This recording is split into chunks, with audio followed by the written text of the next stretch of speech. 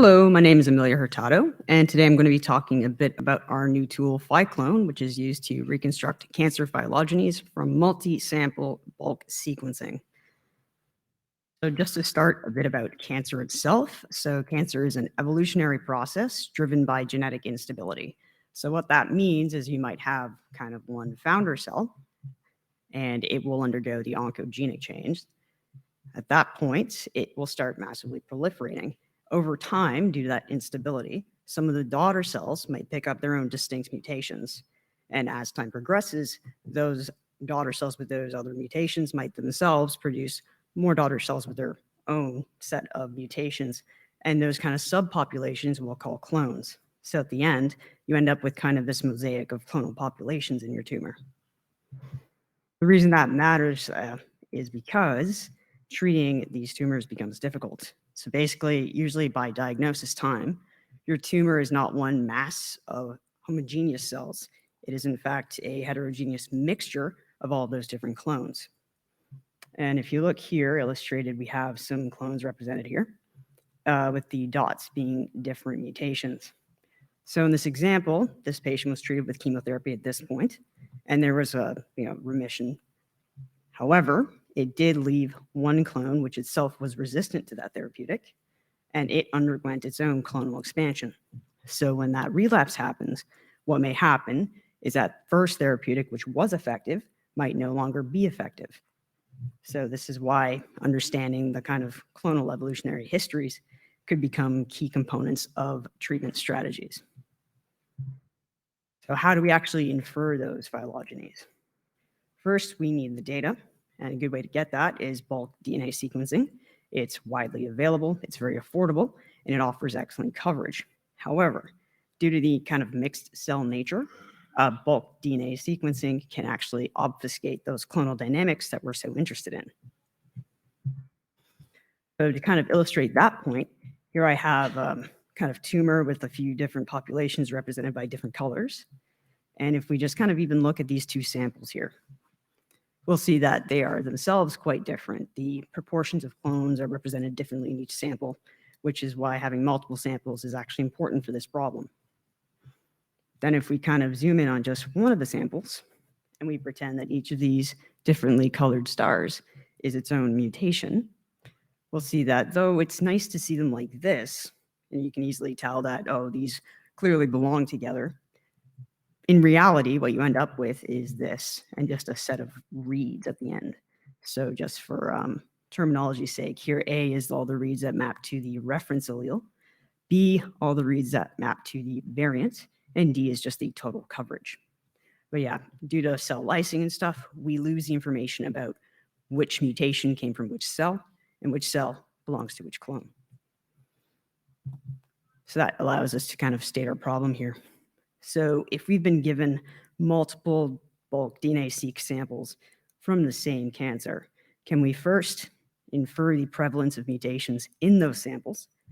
From that, can we infer what mutations co-occur in cells and thus establish clones? And once we have the clones, can we infer their evolutionary relationship to each other?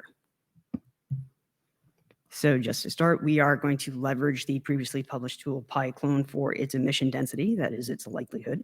So that's here at the very bottom, which is the likelihood of sampling a variant read from our collection of reads given genotypes. That is, we're going to use it for the genotype corrected likelihood.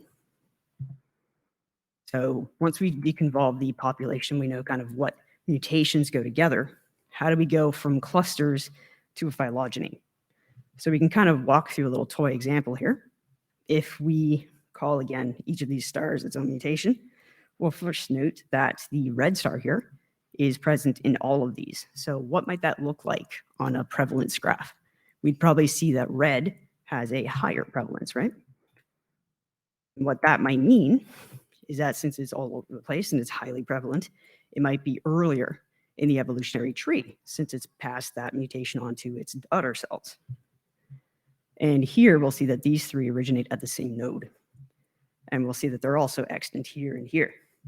So what that might tell us is that these mutations, which themselves have very similar prevalences, When they co-occur like that, that could mean that they originated at the same place in time.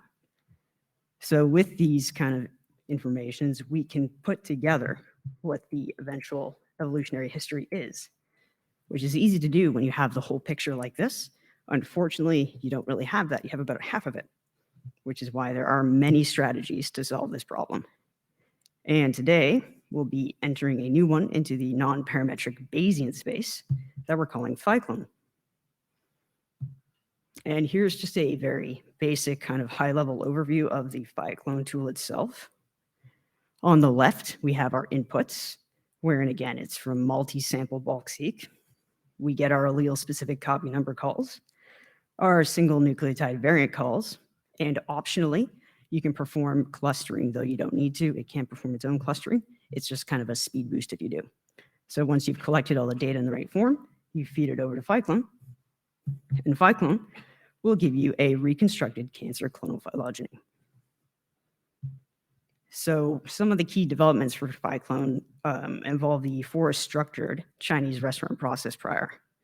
So it has a few of its own key features. First, it has a single hyperparameter that controls the size of the clusterings.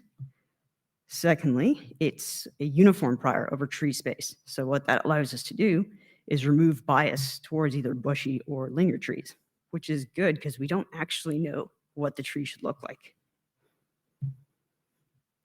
And importantly, the prior also allows us to marginalize over the space, which allows us to compute this Bayesian model efficiently. So speaking more about the marginalization, we first kind of define a discrete set of states that these node parameters can take, as opposed to letting them just be all over and continuous. And once we have these discretations set up, they can be directly computed in quadratic time. But since they're effectively performing a convolution, that can itself be further reduced to a log linear time via the fast Fourier transform algorithm. So one of the constraints that's common to all of these methods is that it's assumed that once a mutation is gained, it's never lost. But that doesn't actually reflect reality very well, especially in cancers.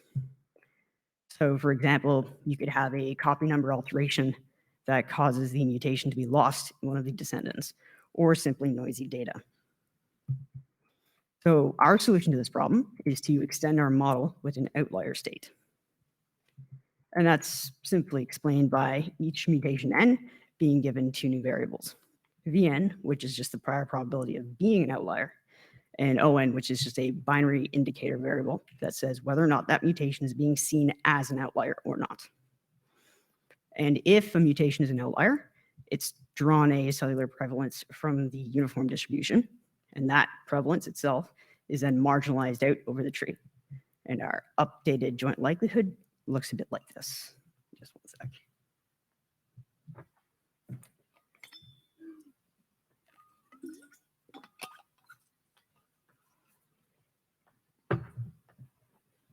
Thank you. All right, so on to inference. While Metropolis Hastings is possible, it would be slow, especially if we're adding one data point at a time. So instead, we're aiming to use a sequential Monte Carlo or SMC inference strategy. SMC broadly is like a generic approach for high dimensional distributions. Just as a toy example to walk through how this might work, if we assume that we have 3 mutations, the first step would involve just putting in that first mutation. So there's only one way to do that. It just joins its own node. So here we go. The second thing would be to bring in the next data point, so the next mutation. Now there's a few ways that can actually happen. Either it can join its own node, much like the first one did, or it can join the first node, or it can become the parent of the first node. Importantly here, the way our tool works is we are going to be building the tree from the leaves up, so in post order. That means that this could be this parent, but it probably couldn't be its child since it comes after. The next step in the SMC is to resample, and that's by weighted likelihood.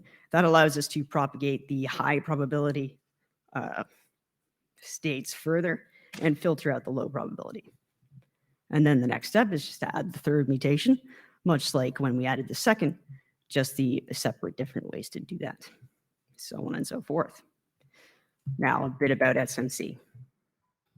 First, just to read this graph here, the top is the ground truth, and the bottom in red here is the inferred. So if we were theoretically given all these mutations in this order, as indicated by sigma here, it actually works quite well, since everything like the leaves here are at the bottom, and we see them first. So again, because we're constructing from the bottom up, getting those mutations first works really well. And then getting the root last, again, works very well. Unfortunately, if you were to actually just invert that order, it doesn't work at all.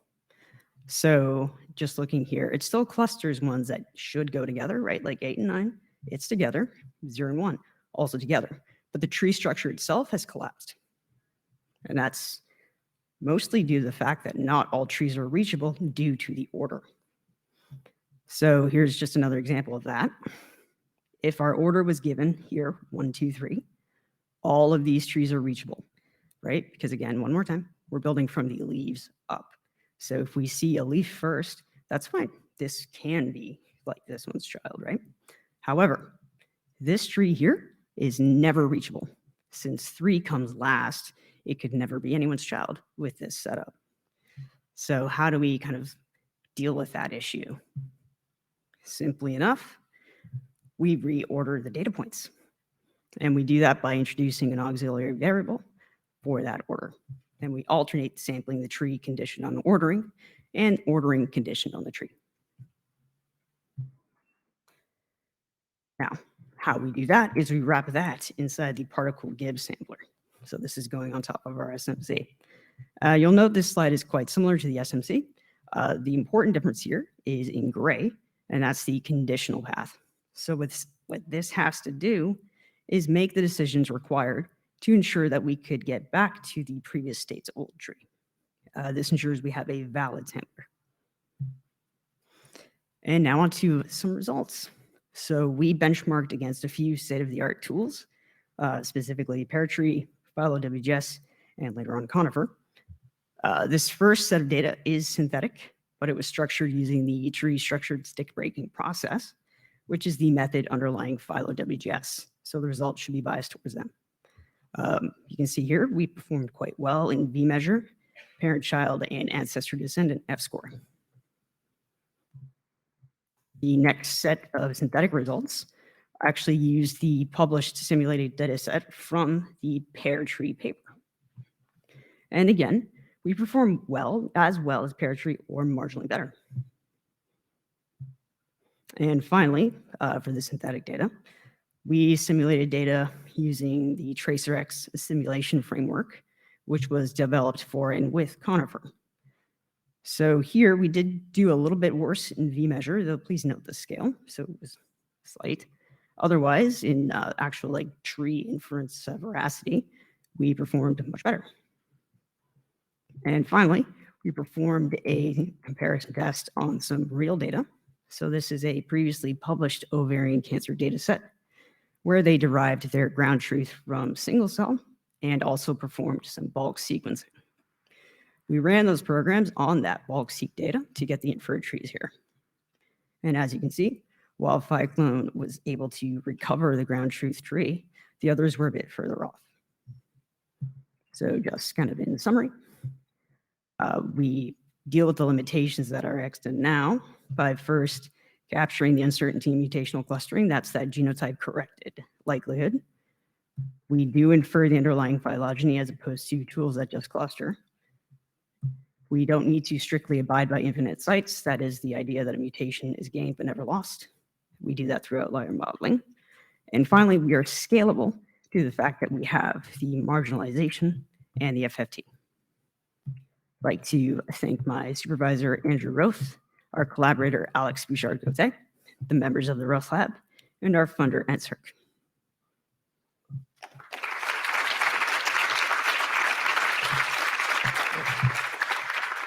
Wonderful. We have time for several questions.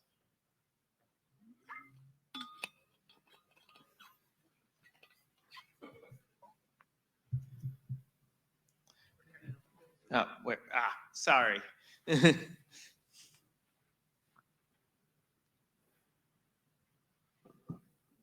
Yes, thank you for the great talk. I was wondering if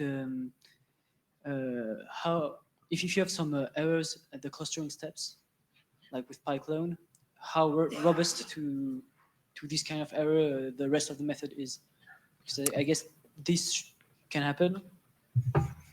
So part of what we do is that we do refinements over those clusterings. So if there are errors, hopefully we'd capture them. But if they're very, very bad, then it'd be difficult. Yeah. Yeah, of course. Thank you. So are there any other questions?